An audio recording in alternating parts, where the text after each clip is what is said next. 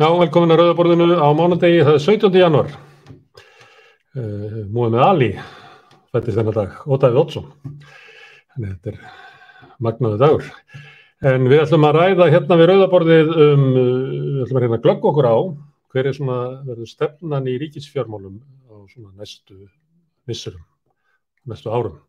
Byggt á fjárlögum náttúrulega fyrir þetta yfirstandandi ár, en líka á fjármálaáætlun sem var samþykkt í þinginu.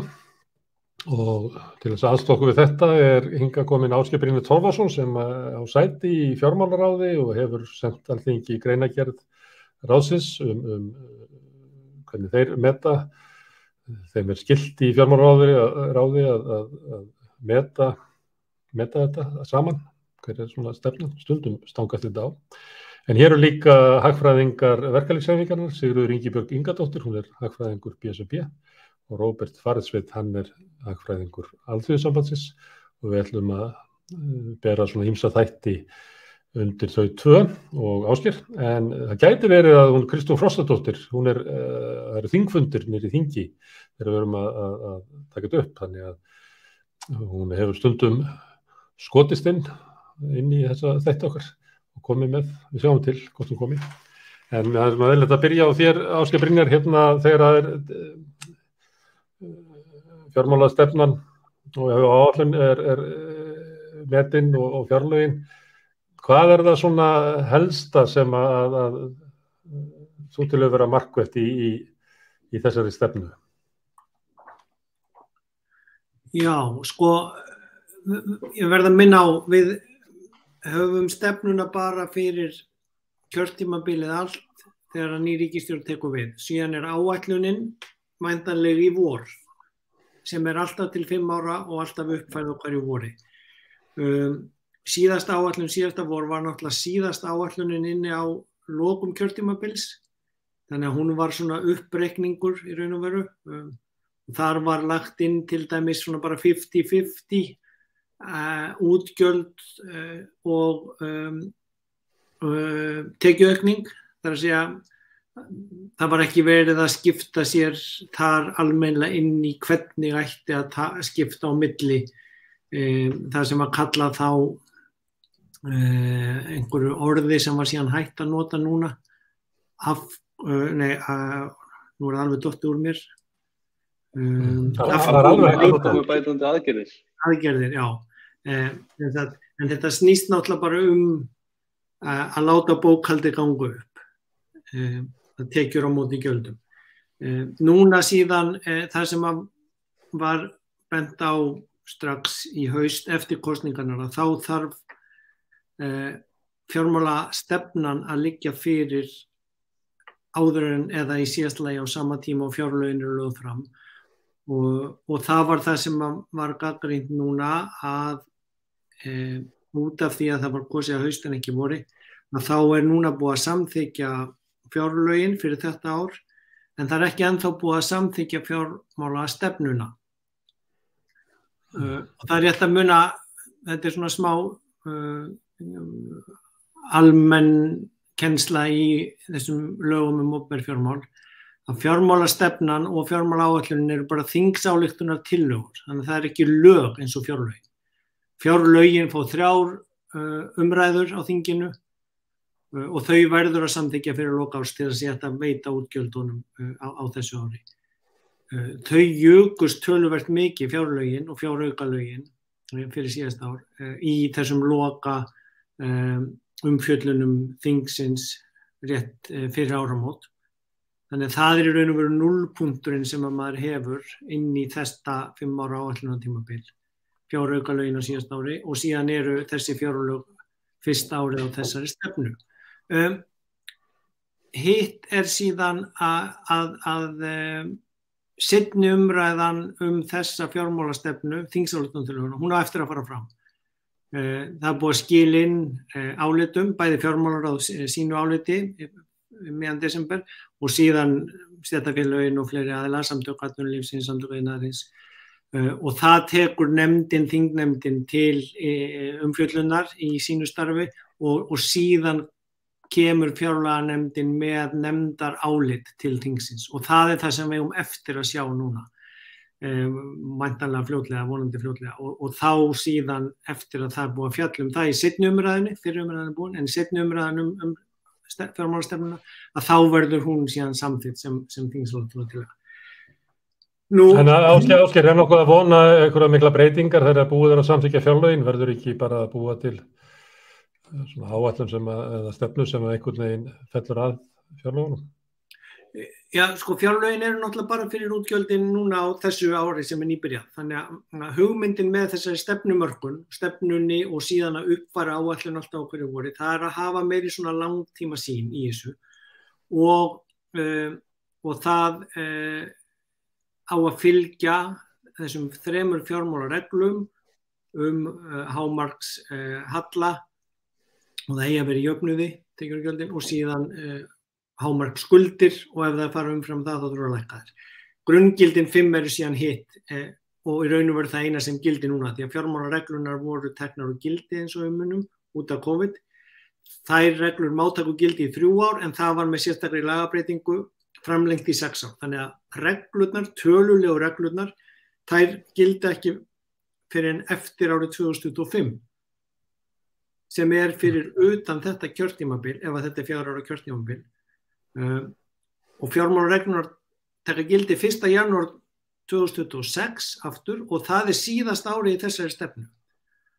Og þá kem ég að kannski hinum punktinum sem er gagnrýndur í áliti fjármálaráðs svona á stóra sviðinu að það er að skulda stöðvunin á vexti skuldana, skuldirnar eru að vaksa út allt þetta 5 ára tímabil og skuldastöðvunin gerist núna bara á lokum á 5. ári stefnunar á næsta kjörtímabili og maður sér ekki síðan lækkunarferlið. Þetta er svolítið erfitt tæknilega séð, þar að segja að því að þá verður það verkefni ríkisstjórnar eftir meir en 4 ár að taka á þeim málum sem það að taka á til þess að þessar reglur geti tekið gildi aftur. Þannig að það er svolítið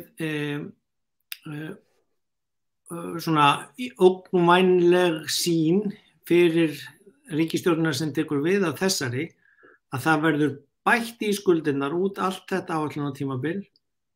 Eiginlega, ef maður reiknar, þetta er allt tölur í sem hlutfall af landsframleiðslu, þannig að maður veit ekki raunverulega tölunar, en ef maður miðar við tölurnar í þjóðhagsspánni og reynir að reikna út frá þessum hlutfallstölum hvað þetta sé mikið, þá eru við búin að bæta cirka 500 milljörðum við skuldir ríkissjóðs í fyrra og hittifyrra út af COVID, 2020 og 2021.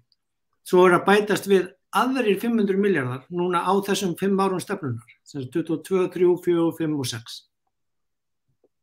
Þannig að þessar 1000 milljarðar sem er búið að bæta við skuld ríkissjóðs, hins opinbera, ríkis- og sveitarfélaganna, að það þarf að fara að byrja að lækka þær skuldir þegar reglurnar byrja aftur með að hvernig lögin eru sett upp og hvernig lögin eru og þessar lagabreytingar.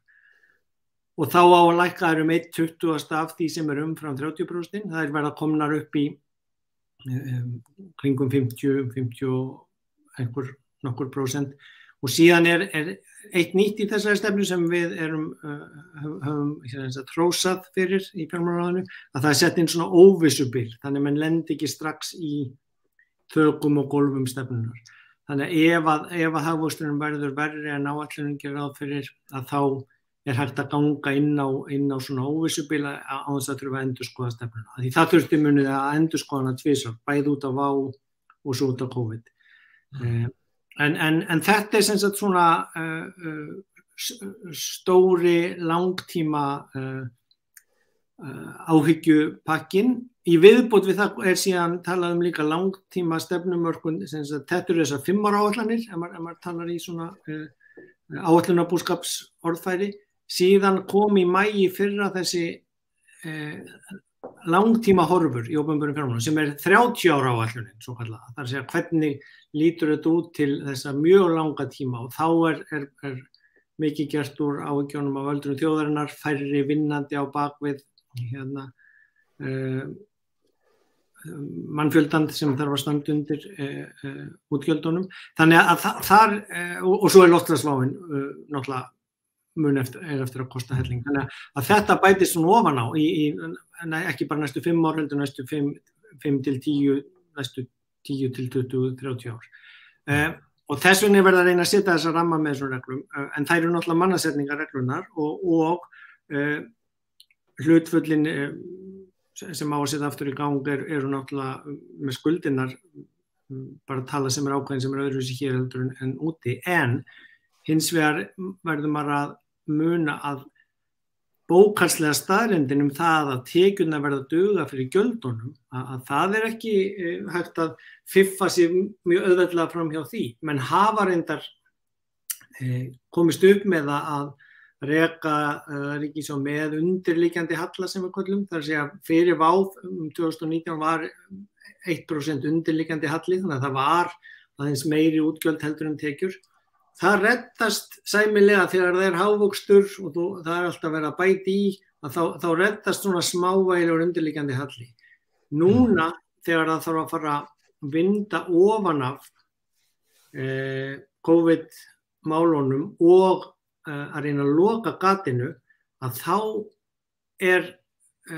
kemur hinn harði veruleiki svolítið harðar fram og þá þarf að ákveða hve mikið á að reyna að auka tekjurnar og hve mikið á að hemja útgjöldin og hvernig á að gera það.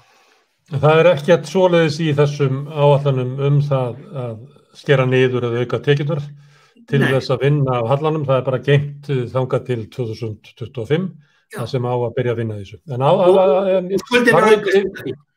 varðandi, segjum að þessu 500 milljarðar sem að skuldir ríkissjóðs hafa aukist út af COVID, það svona eðlilegt mat að ætla þá að það verði 500 í viðbót? Nú hefur þessi áætlun líklega verið gerð svona miðjan desember þegar það var svona ágætis bjartsýni það að við værum kannski á leiðin út úr COVID, ég veit ekki.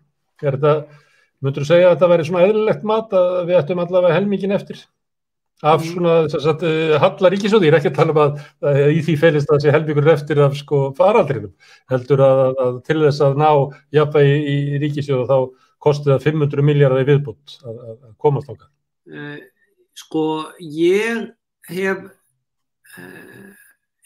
Ég ekki mat á það. Ég meina ef Omikron til þess að gera okkur hjarðónæm og allt hér verði allt gott, eða hvort það verði eitt eða fleiri afbrigði enn og bylgjur og það óvissan og það óvissubilið, það ræður síðan hagvextinum hvort við fáum ferðamenn eða ekki. Það sem ég hef meira ágjör af að þarna sem sagt, með því að ákveða ekki að skera niður og ekki að auka skatttekjur svona innemi, að þá maður að bæta í skuldina með hallanum yfir öll þessi 5 ár og þá maður mjög lengi að loka gatinu. En við berum saman við fjármálahrunið, þá komur rosalega útgjöld við að endurreisa bankakerfið og þau útgjöld létu halla á ríkissjóði verða rosalega mikinn. Síðan nokkrum árum seinna að þá fengum við rosalega tekjur úr slitabúunum.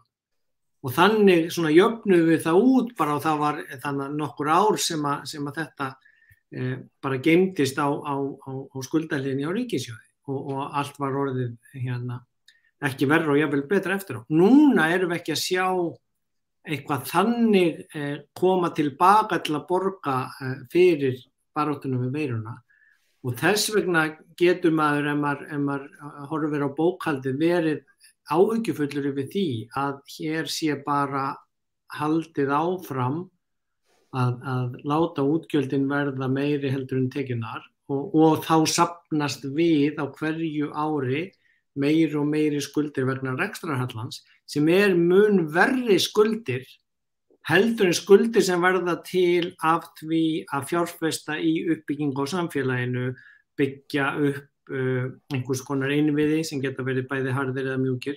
En þá útgjöldin notað og skuldina sem bætast við notaðar til þess að búa til einhverja eign á móti og eignarhliðinni.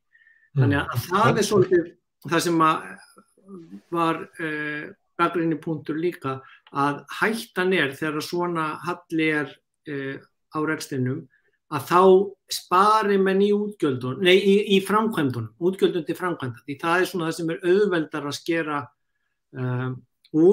skera niður. Áskil, það ekki ennþá að sjá það í stefnunni, að það sé verið að gera það eða hvað.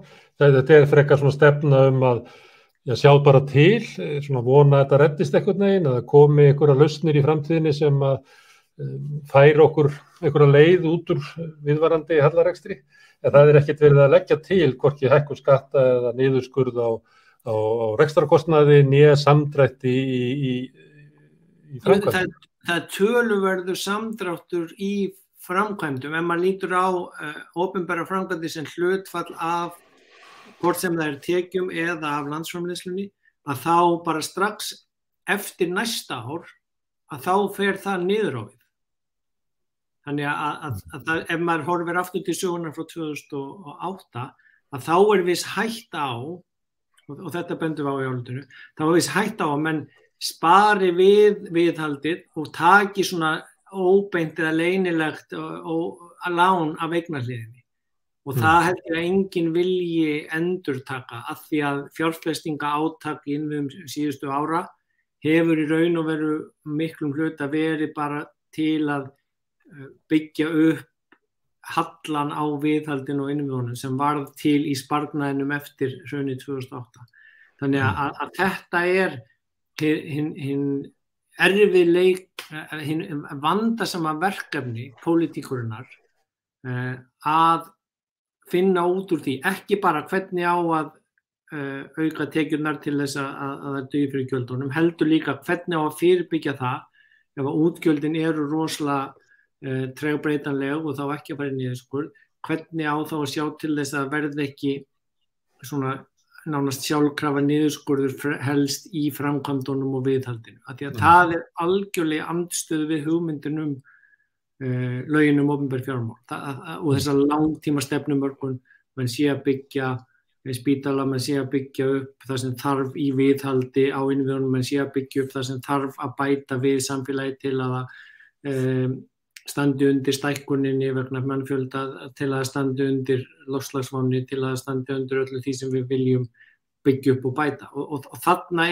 bara, hvað við segja, eitt fíll í herbergjunu að það náttúrulega eftir að maður búin að lenda í svona stríði við veiruna, að þá verður náttúrulega afla tekna á ný. Núna eru mjög margir búin að venjast í að geta fengið mjög mikið úr ríkissjóði. Maður sér það úr fjölmiðlaumfjöllunum núna.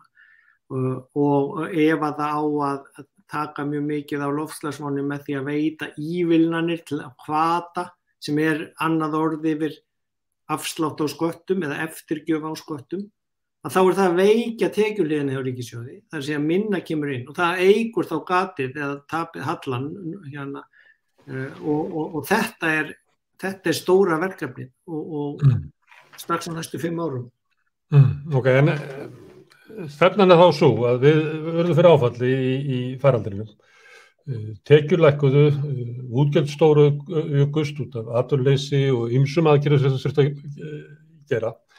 Ríkisstjórnin ætlar að bíða og sjá til að það sé ekki tími núna hvorki til að hækka skatta né draga niður útgjöld. Ætlar að sjá til. Það má merkja það að til þess að það verði ekki ennþá verra að þá séum við svona plön að draga aðeins úr svona fjárfestingum og viðhaldi. Ég vonum að það komi einhverja svona lausnir og með því hún ekki að fjárfesta í einhverju sem gæti aukið tekjurnar til lengri tíma nema að maður trúi stefnu ríkisstjórnarinnar sem það að með því að gefa fyrirtækjum skattaafslátt að þá muni það auka hagvöxt og þar með tekjur ríkissjóðs með því að gefa fyrirtækjum 10,4 milljarða í fyrra í rannsóknir og þróun, að þá muni það auka tekjurnar til lengri tíma, maður þarf að trúa því að þetta sé plan. En stefna ríkisstjórnarinnar raunverulega þessi, hún býður með ákvarðanir hvernig hún ætlar að snúa sig út úr þessum vanda, en þó má merkja það að hún sé frekar að draga úr viðhaldi og innviða uppbyggingu. Þetta sirka svona? Já, sko, þú reynir að toga mig inn í pólitíkina sem ég reyni að fara ekki inn í. Ég bara að draga það sem að þú ert að segja. Þú ert að segja að það varð tekjufall og þau eru ekki að vinna í því að gera eitthvað sérstakt í því. Það varð útgjaldaaukning og þau eru ekki að gera neitt sérstakt í því þannig við erum með viðvarandi halla og hann heldur áfram bara út kjörtímabilið.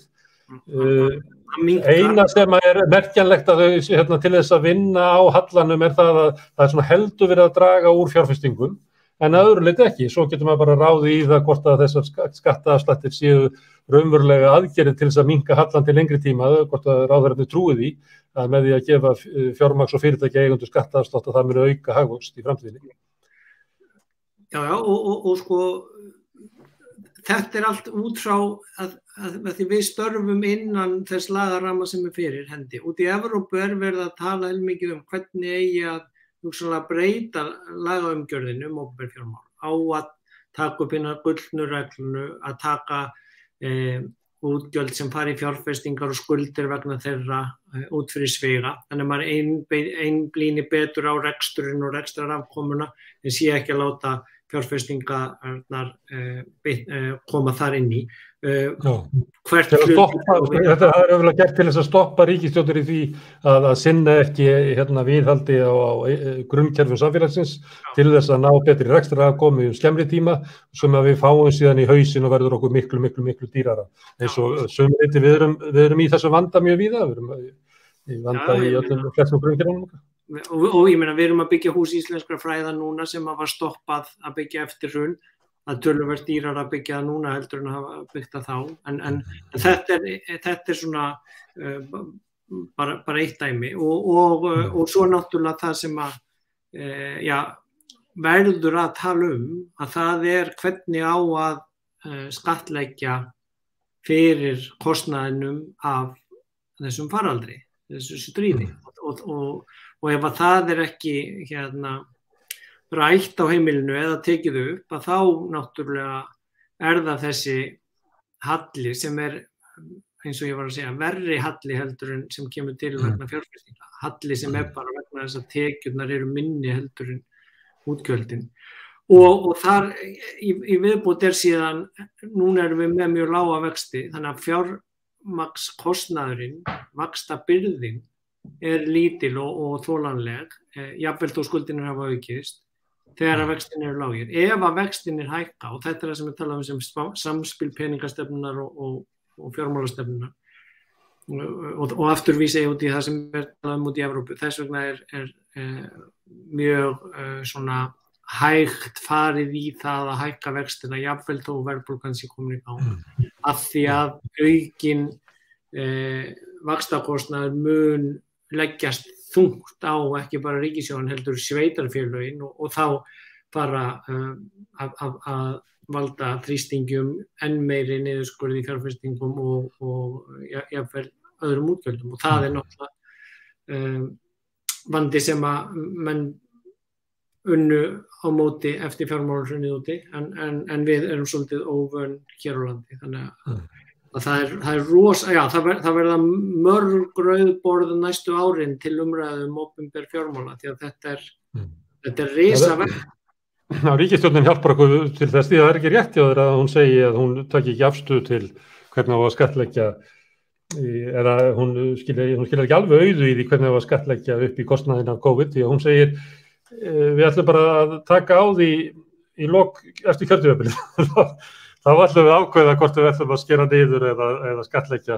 En ef maður tekur það sem ráðherrarnir segja, að þá eru þau eiginlega vonast til þess að bara eitthvað gerist, að þau vaxi, hagkerfið vaxi með einhverjum hætti, þannig að vandamálið hverfi með einhverjum hætti. Herðu, en Sigríður Ingibjörg, ef þetta svona sirka svona, að ríkisstjórnin, hún ekki að fara að skera þetta sérstaklega mikið niður í rekstri, hún ekki að fara að breyta niður sköttunum. Hún líklega að fara að draga aðeins niður í fjárfestingu og þannig verður út kjörtímabilið. Þetta snjöll stefna, Pétur? Nei, við erum náttúrulega algjörlega andvíg þessari stefnu og það sko svolítið hættulegt að segja það sé ekki verið að skera niður því að það eru aðhaldsaðgerðir meira að segja á heilbrigðisstofnanir. Þannig að það er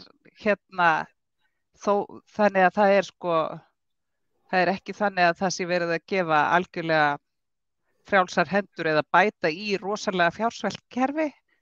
Það er verið að bæta í á einstaka sviðum alveg nátengt COVID. En það er aðhaldsaðgerðir á margar stofnanir. En sko mér langar aðeins að segja með rekstrarhallann. Hann er tilkominn út af því að það verður tekjufall þegar það eru minni umsvif í hagkerfinu. Það eru fyrirtækin hafa verið sum hver lokuð eða á bara svona takmarkari keyrslu.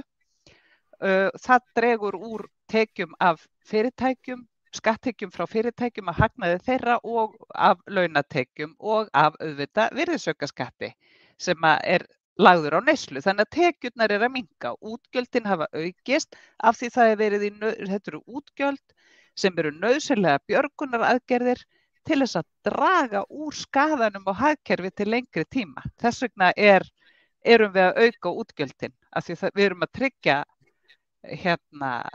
velferð fólksins og rekstrarhæfi fyrirtækjana til þess að hagkerfið lendi ekki bara í einhverjum rústum. Þannig að þetta er sko góður halli í þeim skilningi. Hann hefur markmiðið að koma okkur í gegnum þetta. Svo er líka halli af því að það er búið að lækka skatta án þess að afla tekna á móti og án þess að draga mjög mikið úr útgjöldum. Þannig að skattalækkanir fyrri ríkisstjórnar Katrínar Jakobsdóttur hafa ekki verið fjármagnaðar. Og það er kannski versti hlutin af hallanum. Þannig að í eðlilegu árferði eigum við ekki fyrir rekstrinum á ríkissjóði og við höfum talað fyrir því að það verður að finna fjármuni til að gera það og við höfum bent á, það eru eignaskattar á þá allra ríkustu, það eru hærri fjármagnstekjuskattar á þá sem að lifa nær eingöngu af fjármagnstekjum eða miklu leyti hafa miklar fjármagnstekjur og svo eru við hér með veiðigjöld sem eru sko algjörlega úr öllu korti miðað við það verðmæti sem að þeir sem að fá að nýta fiskinn úr sameiginlegri auðlegð okkar eru að fá út úr auðlindinni. Þannig að við erum alveg með tillögu þar og það er líka mat BSRB. Við erum hér á okkar vegum, við vinnum hér fyrir 23.000 opinbera starfsmenn sem eru sjúkraliðar, lögreglu, fólk, starfsfólk á leikskólum, bara hér út allt samfélag hefur haldið þessu samfélagi gangandi faraldrinum. Og opinber fjármál eru svo áhugaverð að þau eru mynd af samfélaginu okkar. Hvernig samfélag viljum við byggja upp? Það má eiginlega segja að fjárlögin séu biblía Íslands samfélags. Þegar þú lest þau þá sérðu hvaða hugmyndir eru samfélag á bakvið þetta rit. Og okkar hugmynd er svo að við séum að reka samfélag til þess að búa sem eigi að vera gott samfélag, skapa velsæld, fólk eigi að lifa vel, hafa tækifæri til að mennta sig og eigi ekki að búa við fjárhagslega skort. Og fyrirtækin og hið opinbera eiga að þjónusta þessi markmið. Til þess erum við að skapa verðmæti, til þess að búa til gott og mannsamandi samfélag. Og þess vegna viljum við að það sé horft með miklu markvissari hætti á kjör lífeyrisþega, á það fjármagn sem við setjum inn í menntakerfið og heilbrigðiskerfið, að því þessir peningar skila velsæld sem skila líka og skila þá betra samfélagi og auðvelda fyrirtækjunum að skapa hagnað því að þau eru með aðgengi að fólki sem er heilbrigt, sem er með góða menntun og búa í samfélagi þar sem þarf ekki að eyða miklum fjármunum í allskyns öryggisráðstafanir út af ótta við glæpi og slíkt. Þannig að það er okkur öllum í hag. Þannig við tökum þetta aðeins út úr þessari svona beinhörðu hagfræði umræðu, þá þurfum við að muna hvert er markmiðið með því að vera að reka þetta samfélag og búa til þessi fjárlög og þessa stefnu og allt það. Það er, og varðandi fjárfestingarnar, þá er vissulega verið að draga úr þeim, en það sem er líka áhyggjuefni, það er verið að færa þær út fyrir efnahagsreikningin. Það er verið að einkavæða vegakerfið, án þess að við höfum kannski beinlínis tekið ákvörðun þar Þannig að það eru einkaaðilar sem eru að fara í þessa framkvæmdir og þær sjást ekki inn í efnahagsreikningi ríkisins þó að við auðvitað berum ábyrgð á þeim á endanum og það út af þessari skuldafikseringu. Í fjármálastefnunni ekki talað annað en að ná niður skuldum, það virðist vera eina markmiðið í ríkisfjármálunum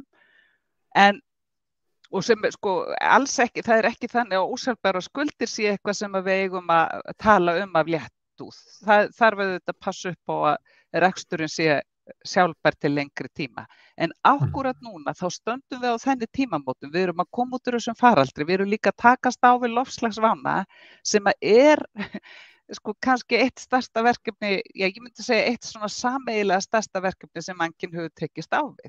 Það þarf að fara í gríðarlega innviðafjárfestingu sem felst í því að þetta hefur áhrif á veitukerfin okkar, vegi sem þarf að flytja til, við sjáum á Seyðisfirði, þar sem að fólk hefur orðið fyrir, híbýli fólks hafa orðið fyrir aurskriðum. Þetta tengt,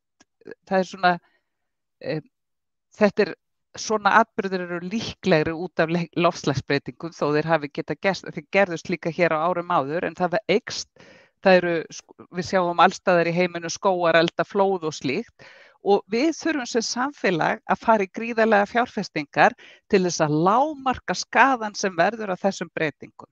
Við þurfum líka að fara í fjárfestingar út á orkuskiptum til þess að draga úr losun og hættunni á enn meiri hlýnun og það kannski líka annað sem við höfum áhyggjur af þó að við höfum ekki farið í djúpa greining á því að orkuskiptin eru núna virðast vera, það eru svona ákveðin áhyggjur sem við höfum að því að orkuskiptin verði svolítið sett alfarið í hendur einkaaðilum, það eru gríðarleg gróða tækifæri þarna en að stjórnvöld verði kannski ekki alveg nógu stíf á gormunum með því að ákveða hvernig eigi að haga þeim.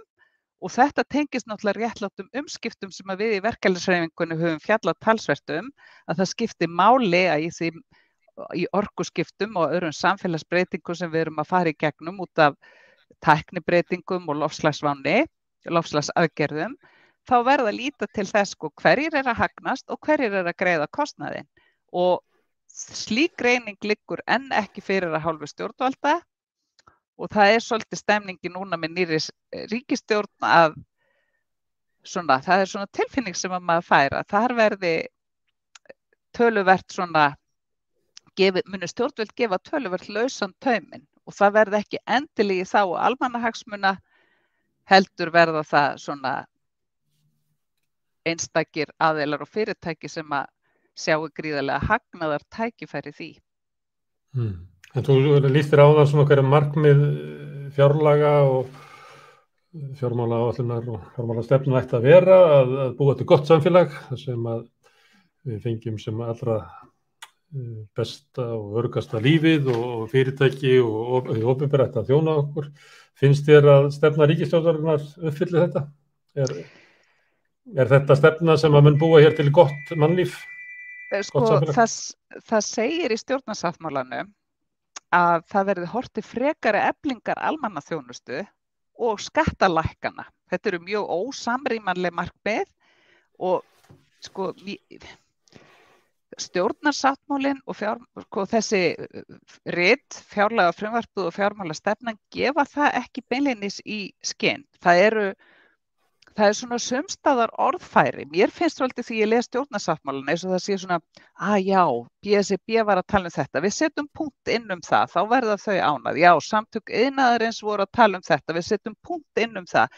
En það ekkert samræmi í þessu og sumt ósamræmanlegt. Eins og það að efla almannaþjónustu og lækka skatta í leiðinni. Það bara ný frjálshyggju hugmyndafræði að þú eflir tekjur ríkissjóðs með lækkun skatta.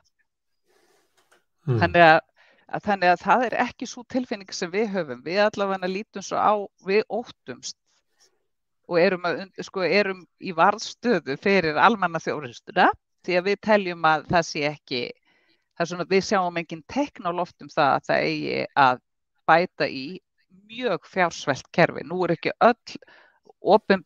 allur opinberi rekstur fjársveltur en það mjög alvarleg staða og ákveðnum bara við getum tekið Landspítala sem dæmi og þá núna í staðin fyrir að horfast í augu við að margra ára fjársvelti hefur gert okkur verri stakk búin til að takast á við bylgju eins og við erum að fá núna. Þetta reyndar erfitt í öllum ríkjum og þú veist, það eru öll heilbrigðiskerfi sem að eiga í miklum erfiðleikum með að takast á við þetta.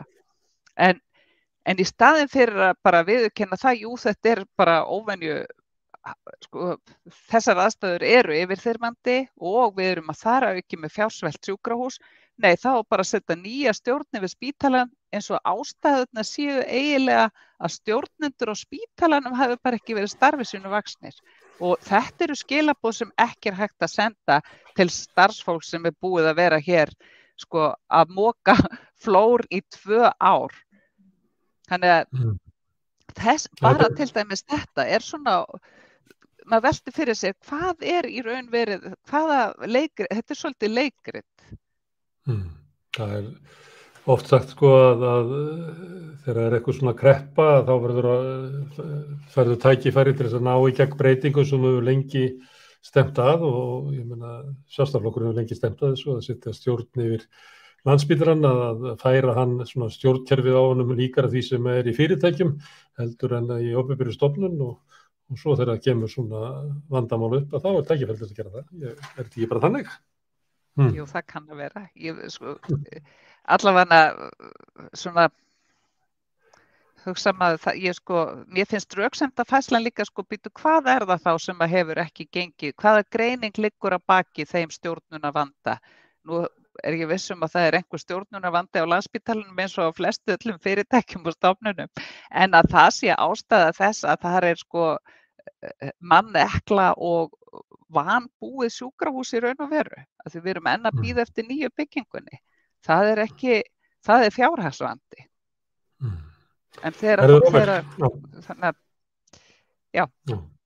Róbert, ég ætla nú erum við að koma út úr faraldri og hann mikið svona áfall fyrir samfélagið og samfélagið eftir að meta það svona hvað þetta þýddi og það alls konar svona hluti sem komu upp á leiðinni sem kannski svona bara í deglunni ennþá.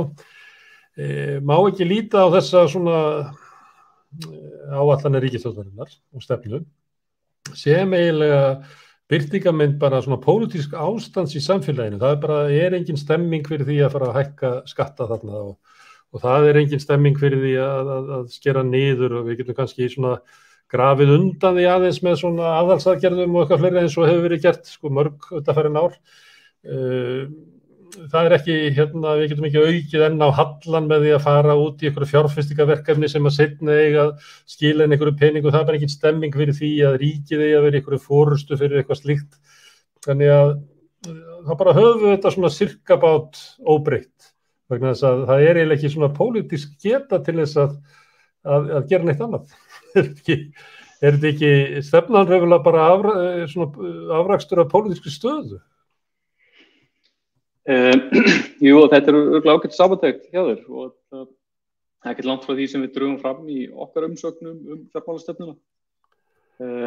Við teljum hana í sjálfu sér ekki bera sama stíl og kannski stjórnarsáttmálinn eins og hann ritaður. Þá sjáum við ekki hvernig þessar velferðarumbætur sem birtast í stjórnarsáttmálanum eiga að fara í gegn í þessari fjármálastefnu.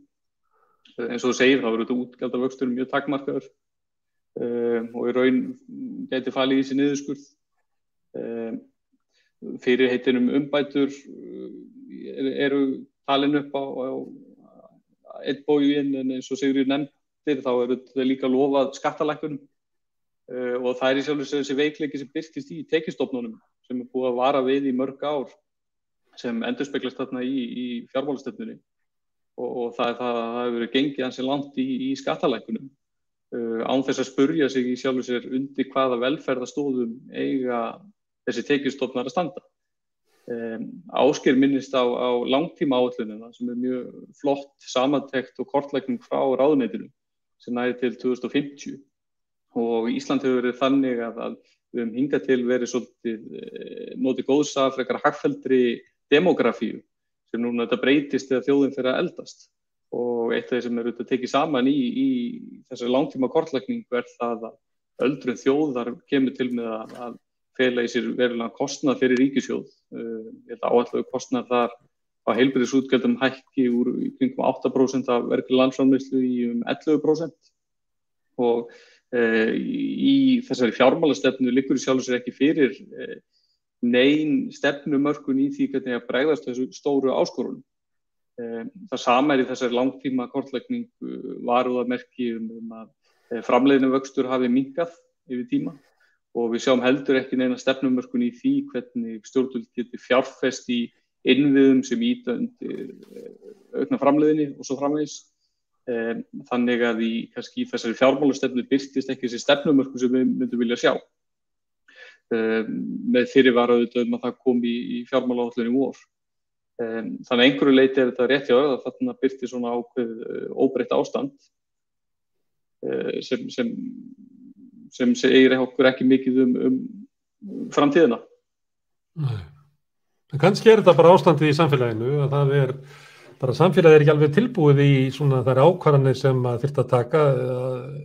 Ásgeir Brynjar var að nefna svona nokkur mál sem að var knýjandi að fara að tala og hann hlakkaði til þess að koma hérna á mörg rauð borð að ræða það en það bara ekki almennilega í umræðu í samfélaginu og þá langar kannski að spyrja þig, Róbert, það ekki líka kannski ábyrgð ykkar í alþjóðsambandinu að knýja á að þessi mál komi til umræðu og ákvarðana í samfélaginu? Við getum ekki alveg setið og beðið eftir því að ráðherrarnir ákveði þetta bara í ráðherrabústaðnum? Nei, það alveg rétt og eitt af því sem endurspeglast í þessari áætlunargerð það að bara færri á vinnualdri veiki þá þessa skattstofna sem byggja á vinnuframlagi og launatekjum. Alþjóðsambandið hefur lagt áherslu á það þurfum við að horfa á fjármagnstekjuskatta og skatta á eignir til þess að standa undir þessari velferð framtíðar og komið með tillögur þess efnis. Sigríður nefnir auðlindagjöldin og auðlindarentuna sem hefur verið mælt á í kringum 30-70 milljarð á ári undanfarin 10 ár. Við gáum út í skýrslu okkar síðasta haust tillögur einfalda breytingu sem myndi í sjálfu sér komi í veg fyrir að hægt sé að telja fram launatekjur sem fjármagnstekjur, svokallaðan tekjutilflutning, sem einföld breyting myndi leiða til þess að tekjur sveitarfélaganna fyrst og fremst myndu hækka 3-8 milljarða. Sem í sjálfu sér tekjutilflutningur svona skattastiðgáka ákveðnu leyti. Þetta eru reglur sem Norðurlöndin hafa tekið upp og komið í veg fyrir. Þannig að það alveg rétt að verkalýðshreyfingin að sjálfsögðu kemur með kröfur og leggur áherslu á atriði til þess að mæta og styrkja velferðarkerfið til framtíðar. Finnst þér að verkalýðshreyfingin náið í gegn í umræðinni?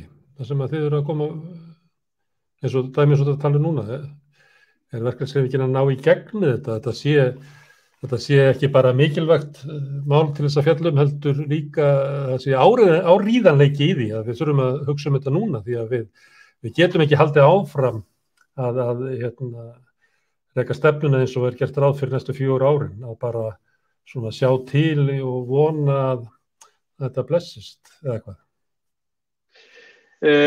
Já, það er svo sem ýmis mál sem gerð hefur verið krafa og sum hafa náðst í gegn, eins og til dæmis í tengslu við síðasta lífskjarasamning, önnur ekki, dæmi mál sem hafa náðst í gegn að breytt hefur verið viðmið á þróun persónuafsláttar til að mæta gagnrýni hækkandi skattbyrði hinna tekjulægstu, mál sem hafa ekki farið í gegn eru umbætur á leigumarkaði, þannig að það er alltaf einhver mál sem komast á dagskrá og brugðist hefur verið við en það er rétt að það á ekki við öll mál. Herðu Ásgeir, mér sýnist þetta að við erum komið núna, sem við ættum að ræða núna, við nú erum rauðaborðið núna, að vita að framundan hvað ekki kallað áskoranir. COVID mun kosta ríkissjóð svona 1000 milljarða. Ég veit ekki hvort það ekki fyrir áætlanir hvað loftslags aðgerðir muni kosta, en örugglega meira það. Þannig að við þurfum að undirbúa okkur undir breytingar í ríkisrekstri eða ríkissjóði, tekjum og útgjöldum og eitthvað fleira til að ná þessu. Það er líka nefnt í þessari áætlun til 2050 öldrun þjóðarinnar sem að verður nú gaman að fá svona alveg umræðu einhvern tímann, kannski ættum við bara að taka sér þátt það einhvern tímann. Mér hætti til þess að fara að skoða svona hvernig þetta hefur verið sko, að núna eru til dæmis, ég man að fyrst að byrja að tala um þetta bara upp úr 1980, það var þegar þessi vandi var svona fyrirsjáanlegur í Þýskaland og víða, þá kom þessi umræða svolítið til Íslands og fjöldi fólks á vinnualdri í dag miðað við fjölda barna og eftirlauna fólks álíka mikill og hann var þá miðjan 9. áratuginn. Ástæðan náttúrulega að hingað flytur inn fólk. Það eftir svona vert að búa á Íslandi og að flytur inn fólk á vinnualdri og þess vegna hefur þessi breyting sem að menn sáu fyrir sér miðjan 9. áratuginn ekki komið vegna þess að það bara kom eitthvað annað fram. En látum sér svo að þetta sé eitt af stóru málunum, loftslagsmálun eitt af stóru málunum, þá ættu náttúrulega þessi stóru verkefni framtíðarinnar að lita stjórnmálin í dag, það ekki?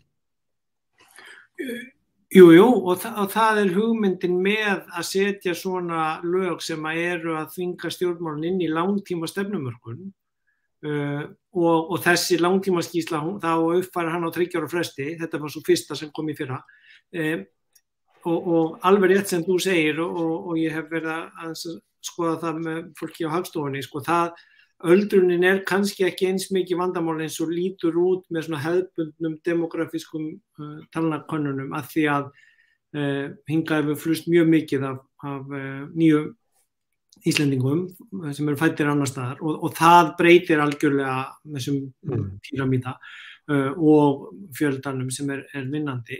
Nú síðan kemur stafrænivæðing og önnur tæknivæðing sem að líka á að gera það þannig að við ættum að þurfa að vinna minna, stytting vinnuvikunar og að láta tæknina vinna fyrir okkur og með okkur en ekki bara fyrir þá sem eiga róbotana. Þannig að þetta eru klárlega stóru máli sem að ég held að séu byrjuð víðum heim líka í svona þegar að menn sjá út úr að Omikron sé síðasta bylgjan eða þetta sé nú að vera búið. Ég ekki viss að það sé rétt að kalla alla 1000 milljarðana kostnaðan af COVID. Þessi 500 milljarða sem eru komnir vegna síðustu 2 ára, getum að sagt það, en sko hættan sú að það hafi farið í ómarkvissar aðgerðir eða nýst einhvern sem ekki þurfti á því að halda og það það sem að áherslu fókusin til dæmis á Ríkisendurskoðun og fleirum verður að vera á núna, í hvað peningarnir að fara á ríkissjóði sem eru að byggja upp þennan halla og eiginlega eina eða helsta eða svona merkilegasta dæmi allavega sem ég vil taka úr stefnunni aðgerðir í breyttri tekjuöflun. Það að það búið að sjá núna við rafvæðingu bílaflotans að það dregur úr tekjum ríkissjóðs af bensíngjaldinu, að því fleiri og fleiri fara yfir á rafmagnsbíla og það var gert með því að veita skattaafslátt á rafmagnsbíluna sem á núna að fara að hætta með. Þannig að þarna þarf að byrja að afla tekna öðruvísi en þeir sem að náðu ekki að kaupa rafmagnsbíl fram að þessu, þeir missa af afslættinu til að gera það. Þannig að þarna aftur svona pólitískt mál sem ekkert búið að leysa og verður að finna út úr.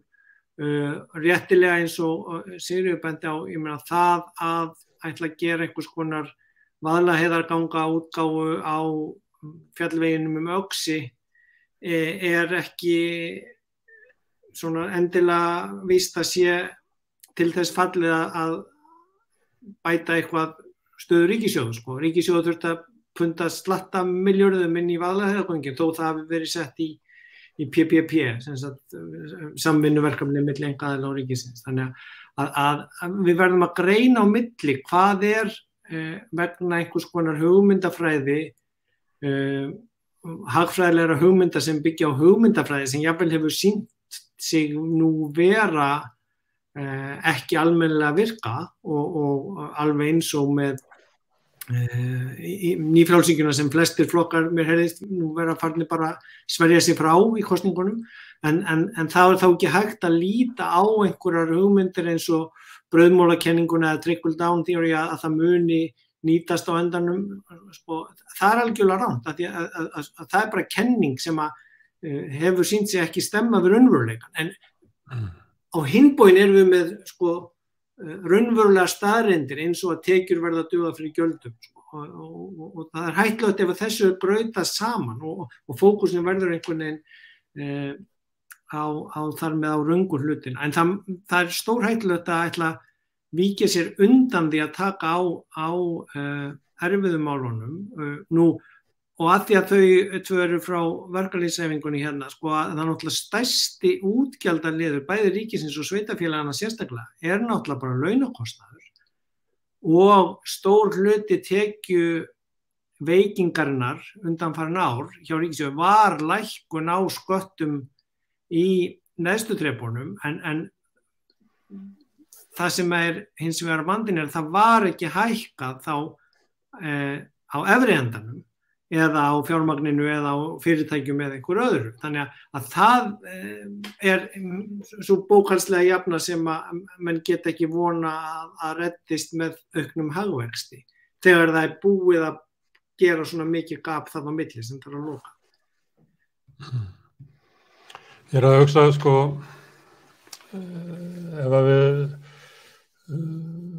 sjáum það fyrir okkur að við þurfum að taka afstöð til svona ýmsa stóra mála og sumt að þessu svona aðeins komið í umræðina. Þú nefndir þarna einkavæðingu og Sigríður Ingibjörg líka einkavæðingu í vegakerfinu.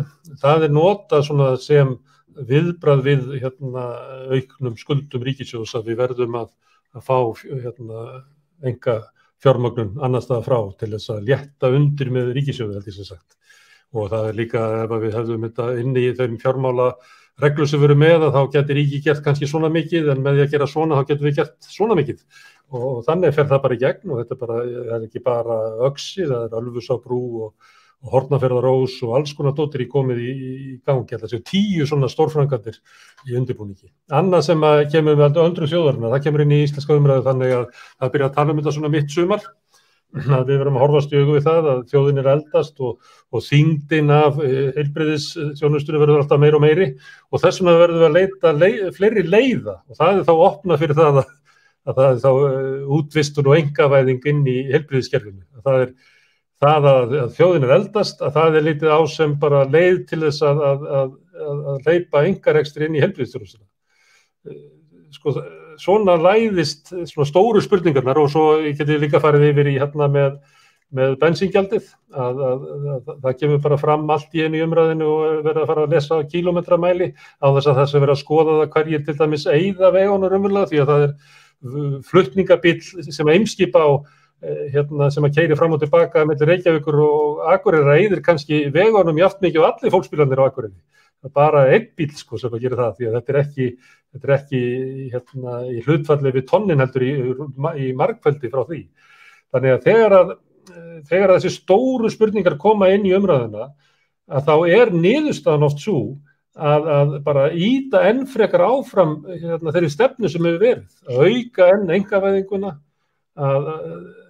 það frekar þannig, frekar heldur að stóru spurningarna leiði til eitthvað svona hugmyndalegrar endurnýjunar í íslensku samfélagi. Þannig ég komið svolítið út úr sagnfræði og byrjað að tala pólitík, Sigríður Ingibjörg, en þú varst nú í pólitík lengi? Já, en ég er nú hér sem fulltrúi BSRB og þeirra sjónarmiða sem við berum fram í þessari umræðu, en sko, það samt sko, við þurfum líka, sko, nú eigum við fullt af ótrúlega færu fólki sem þekkir nýjustu hugmyndir, hefur menntað sig hingað og þangað heiminn og ég meina við höfum mikið aðgengi að upplýsingum, en það náttúrulega þegar til kastana kemur, þá það bara hvaða hagsmunir eru látnir ráða för. Og það oft þeir sem eiga mesta hagsmuni, sem sagt fjárhagslega hagsmuni, sem að hafa líka mestu fjármunina til þess að vinna hagsmunum sínum brautargengi eða hafa áhrif á stjórnvöld. Þannig að það bara, og þannig það umræðinni eins og þegar sagt loftslagsbreytingar, það tækifæri í því, segir eitthvað sem ætla bara að græða á því. Öldru þjóðarinnar, það tækifæri í því, ég get kannski grætt á því, ég get kannski verið að reka öldrun heimil og grætt á því. Ég meina þetta bara umræðan hér, eða þú veist, þegar svo umræða sem nálægt ákvarðanatökunni, hún meira og minna bara á þessum level. Já, og öll þessi einkavæðingar umræða, sko, það Sko varðandi rekstrarform eru þau með ýmsum hætti á Íslandi en það sem varðar heilbrigðiskerfið að ég meina það eru nútíma læknisfræði flókin, þú þarft að hafa sérfræðinga, þú þarft að nýta þá þekkingu og hafa hann ekki dreifð út alla koppagrundir. Við til dæmis Íslendingar, það kom í ljós þegar einhver úttektir sem McKinsey gerði hérna, mér finnst eins og það kynna hafa verið 2015 eða eitthvað slíkt, að þegar sko tækjabúnaður á Landspítalanum var algjörlega óviðunandi, þá kom samt í ljós að við eigum rosalega mikið að tækjum, þau eru bara dreifð hér læknastofur allan bæ, þetta ekki sko skynsamleg nýting á fjármunum. Svo þannig að þegar við tölum gegn einkavæðingu almannaþjónustunnar hérna hjá BSRB, þá það auðvitað til þess að verja hagsmuni starfsfólksins okkar. Því að það sem ódýrara við að einkavæða þjónustuna að þú ert að draga úr réttindum starfsfólks, það á kostnað starfsfólksins. En B, það líka óskynsamlegt í mjög mörgum tilfellum. Sumt fínt í höndum einkaaðila, en við þurfum þá líka að taka ákvarðanir hvernig við viljum þróa þetta, láta það ekki bara gerast án þess að almenningur gerir sér grein fyrir hvaða samfélagslegu breytingar það getur haft í för með sér. Ég veit ekki, Róbert, hvort þú getur hjálpað mér. Ég svolítið velta þessu fyrir mér, sko, hvernig við tökum upp mikilvægar spurningar fyrir samfélagið í samfélaginu eins og það er rekið í dag. Ég sé það ekki alveg, sko.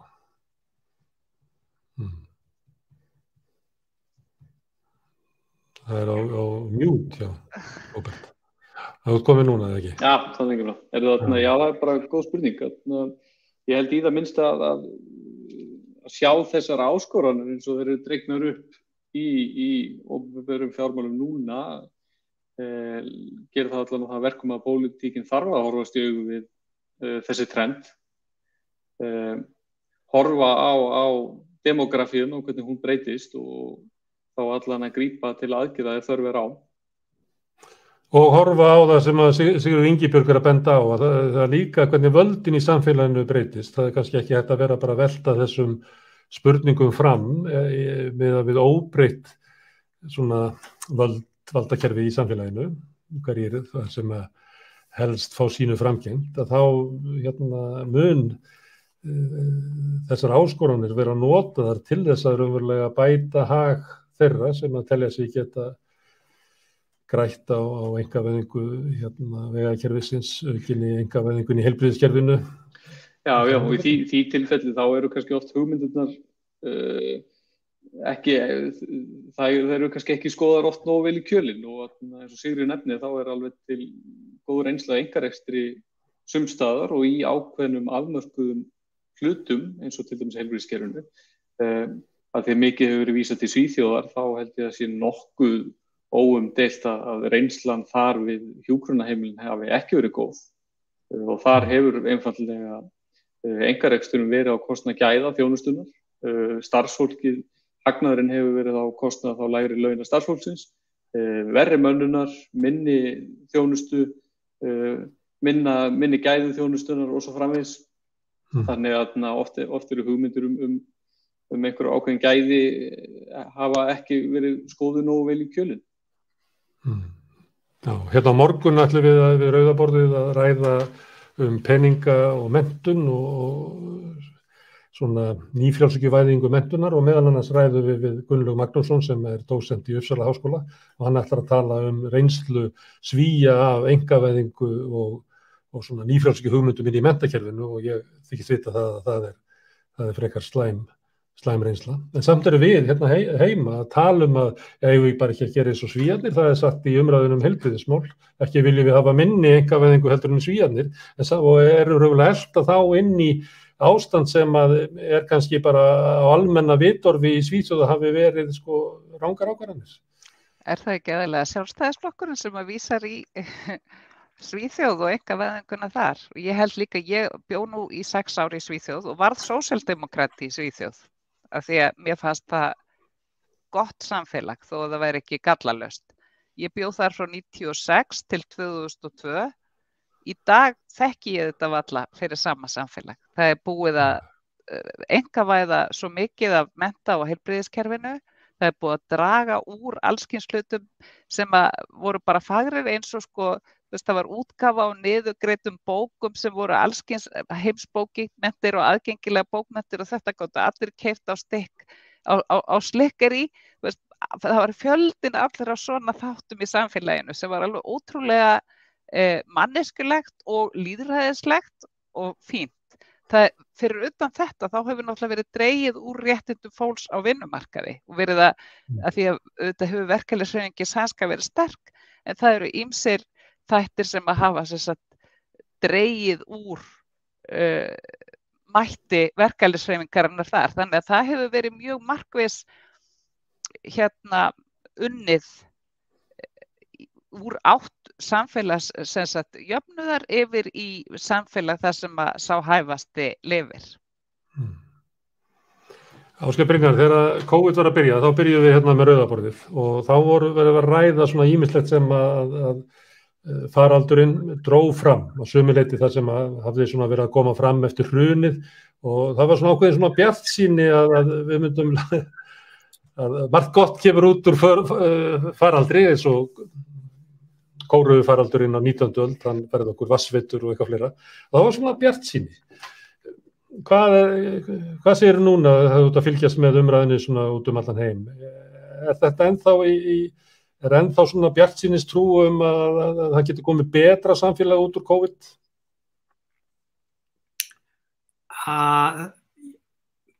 Já, ég allavega ennþá bjartsýnn á að þetta sé ennþá tækifæri til þess að hugsa hlutinu upp á nýtt. Það náttúrulega mjög mismunandi eftir mismunandi löndum. Við erum í heiminum ekki búin að ná að útrýma faraldrinum og þess vegna hætta á að það komi upp ný afbrigði að því að ríku þjóðirnar að vera búin að þríbólusetja sig en senda svo útrunnin bóluefni til fátæku þjóðana sem að þau annarkvort vil ekki nota eða jafnvel virka ekki að þau nota. Þannig að faraldurinn dregur fram að við verðum að færa okkur meira í átt jöfnuðar og frá einstaklingshyggjunni. Veiran sýnir okkur það bara. Og ég er kannski hræddastu við ef að við festumst í gömlu hugmyndafræðinni áfram.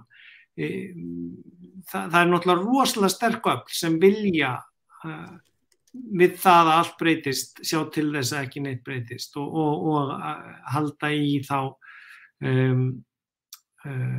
sína sitt afl með nýjum hætti að bregðast við vandanum með því að nota gömlu aðferðirnar. En ég held að við komumst ekki hjá því núna að horfast í augu við að það verði að hugsa hlutina öðruvísi. Við höfum kannski undanfarna áratugi verið 1 eða 2 áratugum og eftir Bretlandi eða Norðurlöndunum innleiða einhverjar svona stefnur og strauma í hvort sem það einkavæðingu á bönkum eða hjúkrunarheimilum eða vegum, en núna ekki tími til þess. Allur heimurinn í faraldrinum og allur heimurinn að fara að kljást við loftslagsvána. Þannig að við verðum að hlaupa uppi þær hugmyndafræðilegu breytingar sem hafa orðið úti og ég er kannski ekki alveg búin að sjá það ennþá gerast en ég vona ennþá að ná að gerast af því að það er ekki hægt að halda að þetta geti bara reddast núna með svona halla eða áætlunum eða sleppa því að horfast í augu við erfiðu hlutina. Ég man eftir því fyrir nokkrum áratugum þetta framkvæmdasjóður aldraðra bættist við skattskýrslunum. Við erum búin að borga í það öll undanfarna áratugi.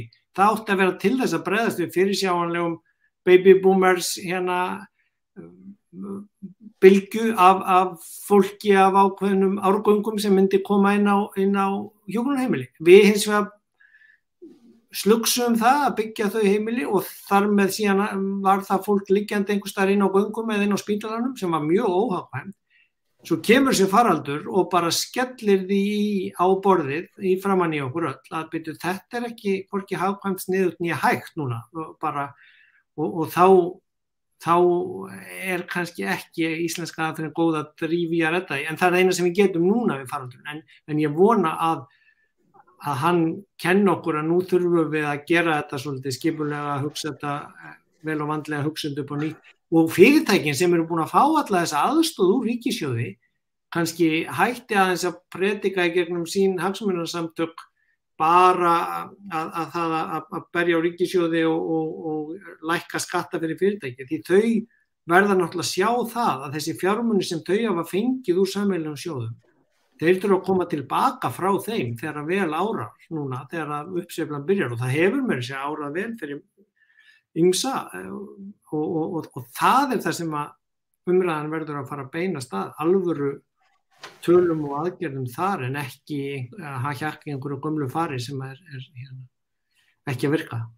Ok, Ásgeir, þú vilt vera bjartsýnn að það líði ekki 10 ár þangað til að einhverja stefnubreyting sem að þú telur að geti orðið annars staðar komi hingað því að þótt að ríkisstjórnin gerir ráð fyrir að við verum allavega með 4 ár, við sjáum fram á þeirra stefnir að gera ekki í 4 ár, það séu verði kannski í 6 ári viðbót.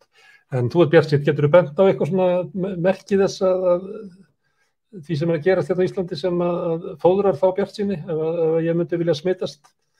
Hvað merkið þess að þetta sé að breytast á Íslandi? Nei, bjartsýni mín kemur nú meira kannski frá því að lesa bara uppeldiðinu. Útlenskar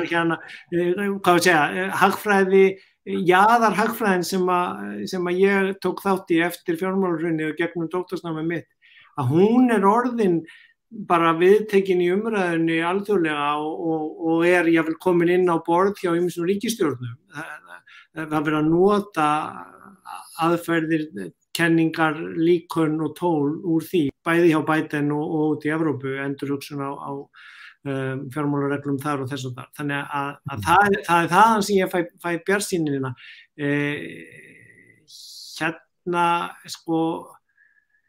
Ef að allt myndi nú rætast eins og hagspáin og áætlanirnar í þessari 5 ára áætlun, þá nú eins gott að vera hættur í pólitík 2026 eða flutt úr landi því að þá á síðasta ári stefnunar 1% halli og með óvissubili ef að það helst þá mögulega 1,5% í viðbót eða 2,5%, þannig að þegar regluna byrja þá að verða að nýta hámarks 2,5% halla heimildina sem verður að vera í jöfnuði, þar sé að það þarf þá að vera 2,5% afgangur næstu 2, 3, 4 ár þar á eftir til þess að halda lögin og reglunar sem að verða þá farnar að gilda og það verður ekki auðvelt miðað við þetta lagaumhverfi og útgjalda og tekjumuninn sem þarna þannig að ég nú svona að trúa á að þegar það komi meiri og nákvæmari tölur í fjármálaáætluninni í vor og menn verði þá vonandi farnir að sjá að faraldurinn sé að linna en ekki eins og núna ástandið, það verið að fara að auka útgjöld aftur til fyrirtækja á vegna lokana ef þetta heldur áfram. Þannig að það nú svona með hækkandi sól og vorinu og því að ferskir straumar hugmynda og kenningu utan úr heimi blási hingað til lands, að það það sem að bjartsýni mín kemur. Já, ég ekki til að bjartsýna fyrir þátt. Þetta raunverulega svakaleg mynd sem við verðum að draga þetta upp. Það mikil þörf á stefnubreytingu. Við erum með áætlanir ríkisstjórnar næstu 4 árin enga stefnubreytingu. Við erum svona áframhaldandi hörnum. Hún teiknar upp í lengri tíma áætlun sína vegginn sem við erum að fara að gera á. Það ekkert verið að ekki merki þess að stjórnvöld séu að breyta stefnu sinni í neinu málum sem einhverju skiptir. Þetta ekki þannig, Sigríður og Róbert? Þetta bara staðan sem við erum í. að þetta er ekki bara, við erum ekki í vanda út af sko faraldrinum og svona heldur, erum við í einhverju svona pólitísku vanda í samfélaginu að geta ekki horfst í augu við aðkallandi vandamál, fundi leið til þess að tala okkur saman þau og fundi leið út úr þessu. Þess vegna erum við raunverulega bara viðhaldið gamalli stefnu sem að kannski þjónar samfélaginu ekki vel. Er þetta of svart hjá mér? Ef við takið aðeins í lokin, Sigríður og Róbert. Sko, ég vil kannski byrja að segja að við Róbert náttúrulega komum úr verkalýðshreyfingunni. Þar gengur nú ýmislegt á og eru margir leikendur, en okkur farnast, sko, oftast sýnum við samstöðu. Og það er ekkert smá afl af því að við erum með eina sterkustu verkalýðshreyfingu í heimi og þó að við séum alls ekki sátt við öll kjör launafólks á Íslandi eða aðstæður sem að fólk starfar við, þá höfum við í samtakamætti náð til dæmis því að launahlutfalli hér sem er miklu, við fáum launafólk nýtur hærri hlutar af arði fyrirtækja heldur en í mörgum öðrum öðrum ríkjum og við erum hér með bara mjög góða vinnulöggjöf, en eins og ég segi, það er ekki þannig að það sé allt fullkomið á Íslandi. Við hefum það er mjög margt sem við þurfum að berjast fyrir og það er óþolandi staða lágtekjufólks hér á landi og kynbundi launamunur og mikið álag á ýmsum starfsstéttum kvenna sem ekki eru metnar sem skyldi. En þá er ég bara að segja, verkalýðshreyfingin oftast farnast okkur að sýna samstöðu og þess vegna höfum við náð miklum árangri. Og ég held að það sé kannski bara eitthvað sem að leikendur á hinu pólitíska sviði þurfa að fara að íhuga hvernig nærðu fram breytingum. Er það í afli samstöðu og samvinnu eða er það hver í sínu horni? Það er kannski það sem ég vil segja. Róbert, er aðkallandi að samfélagið ná að ræða vandan og koma sér saman á einhverja niðurstöðu eða eigum við að halda áfram að hafa yfirborðslega umræðu sem að kannski þeir sem að hafa peningalega aflið geta nýtt sér til þess að bæta sinn hag? Já, stórt spurt. Ég held að það er aðgerð sem verkalýðshreyfingin hefur lagt áherslu á. Það er ekki eingöngu því að það er gott fyrir okkar félagsmenn heldur, það er gott fyrir samfélagið og fyrirtæki líka og eins og Sigríður nefnir, við erum með háan hlut launa af verðmætasköpunni sem er gott fyrir okkar samfélagi í sjálfu sér og höfum hér há lífskjör og hátt velferðarstig. Á hinum endanum erum við með tekjuöflunina og til að standa undir þessari velferð þá þurfum við afla tekna og kannski áhyggjuefni sem hefur verið gert á síðustu árum er að samhliða þess að við förum inn í faraldur þar sem er lækkun tekna og aukin útgjöld þá var líka farið í skattkerfisbreytingar sem við lögðum gegn. Bankaskattur, afnuminn, við höfum séð breytingar á fjármagnstekjuskattinum og annað sem eru kannski að vera að sleppa tekjum frá kannski hinu best settu og þeim sem þegar greiða lægra hlutfall af tekjum sínum í skatta. Þannig að það eru þessar breytingar sem hafa aukið ójöfnuð sem eru kannski áhyggjuefni. Herru, kæra þakkir yfir spjallið að hjálpa mér að skilja. Þetta var náttúrulega, við byrjum á því að reyna að ráða í hvað stefna ríkisstjórnarinnar var og það var niðurstaðan var svo að hún var svolítið svona grá, þókuketta þegar að ég var skilinn eftir með svona þóku dökka framtíðarsýn og ég afsaka það að ég hafi svona sunkað aðeins niður á því, örvænt og mikið. En ég þakka Sigríði, Róbert og Ásgeiri Brynjari kærlega fyrir komuna og hlustendur sem hafa staldrað hérna við. Hérna á eftir verður á samstöðinni þáttur unga fólksins sem heitir Rauður raunveruleiki. Á morgun klukkan 5 er það Hinn Reykjavík, sveðan verður rauðaborðið aftur hérna klukkan 8. Þá ætlum við að ræða áhrif nýfrjálshyggjunnar á menntun, bæði hérna á Íslandi og í Svíþjóð, tölum þar við fræðafólk og nýkjörinn formann Kennarasambandsins. Síðan þá eftir það verður þá þáttur leigjendur og svo verður